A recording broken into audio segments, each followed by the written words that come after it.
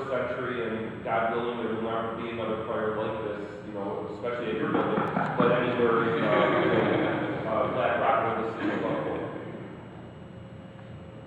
It is. Thank you very much.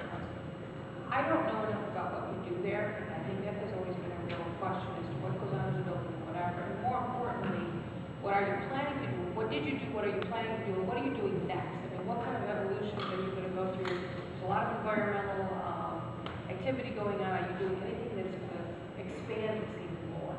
Actually, I love that you mentioned that. Right at the time of the fire, we were actually on a 40% increase in business. And primarily what our business is oil blending and grease making.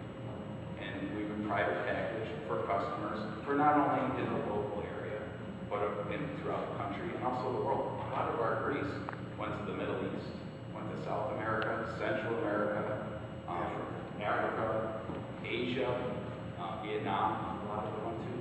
So all that money came from around the world back in Buffalo. How many companies go through that? That's right. All that money that usually goes out of Buffalo is coming back into the Buffalo. They're doing almost 10 years. There is no recycling. These are lubricants. When you go to have your oil change, we made that product. All right? And if it burned, you would have a significant problem in your car.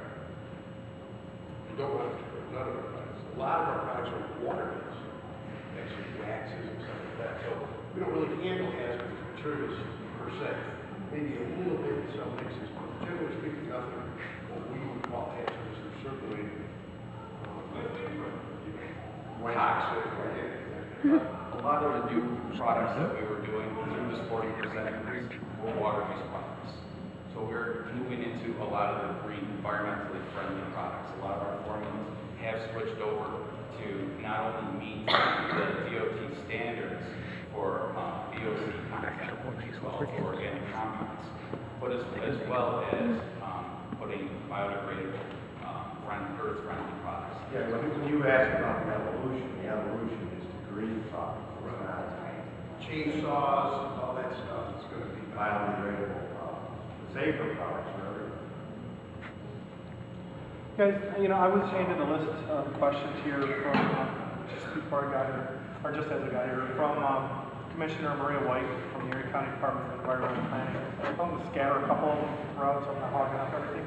One of the questions was to explain how the company will comply with an Emergency Planning and Community Right to Know Act. Are there plans or something like that? Or Well, there will be, once the building is built, there will be the fire department. And the fire department knows every single chemical that we have in the facility. and where it is. It's a control area, so they know going in exactly. And I believe that's how this information is dispersed to the community. Is through the fire department? Are there? Required by law. They have to file Right. They didn't last time. Is that information accessible to like planning groups or, you know, I would public assume safety they'd have groups? to, go to the fire department. I think the fire department and the DEC have the tier 2. Tier 2 report. Yeah, but your insurance company is required to send you a form, which you must fill out and send to the fire department as part of your insurance requirement under state insurance law.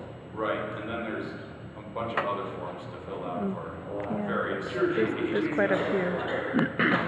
If, you know, again, this is coming from a not knowing basis, but if there was community groups like the Clean Air Coalition or neighborhood groups that are concerned about the safety based on, you know, the fire. Well, I guess to answer your question, they would either have to contact local fire department under the hospital or New York State under the tier 2 hospital. That wouldn't be something the company would interact No, with. and let me tell you, We wouldn't interact with that. if someone called up and said, we have a responsible thing, we would do everything we could to assuage anybody's fear, right? We live in this place. I spend 10, 12 hours a day in this place, right? I want to live to be an old man. I am an old man. I like to be an older old man, all right? I mean, I've been working at this company since 1969. I'm still alive. Fairly healthy, a little overweight, but that has nothing to do with my work. Right, but you know, I mean, you know that fire caused a huge scare with the neighbors. And I can speak from my own you know, my own perspective, I live right on Military, I live blocks away from your location, so, I'm sure. Anyways, so it's something that. We have nothing to hide.